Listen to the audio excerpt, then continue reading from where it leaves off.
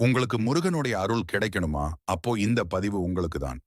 முருகனுடைய அருள் முழுமையாக உங்களுக்கு கிடைக்க வேண்டும் என்றால், நீங்கள் செய்ய வேண்டியது ஒன்றுதான். நீங்களுடைய வேண்டும் வேண்டுதலை நிறைவேற்றி, முருகப்பெருமானுக்கு மொத்தம் 3 மயில்கள் இருக்கு. உலகத்தை வலம் வருவதற்காக பிரணவத்தை மயிலாக்கி, பிரணவ மயிலாடு உலகத்தை வலம் வந்தார். அதுதான் முதல் மயில், அதற்கு மந்திர மயில் என்று பெயர். சூரனை சம்ஹாரம் செய்வதற்கு புறப்பட்ட போது, தேவேந்திரன் மயிலாக இருந்து முருகனை சுமந்தார். அதற்கு தேவ மயில் என்று பெயர்.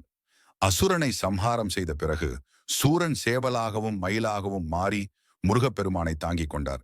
அதற்கு அசுர மயில் என்று பெயர். ஆக 3 மயில்களையும் எரிவரக்கூடியவர் முருகர்.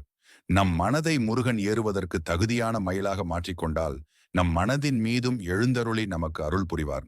அதனால்தான் அருணகிரிநாதர் ஏறுவதற்கு தகுதியுடைய மயிலாக என்னுடைய மனத்தை நீ மாற்றித் தருக, அதில் வந்து நீ விளையாடி அருள்க என்று கூறியிருக்கிறார்.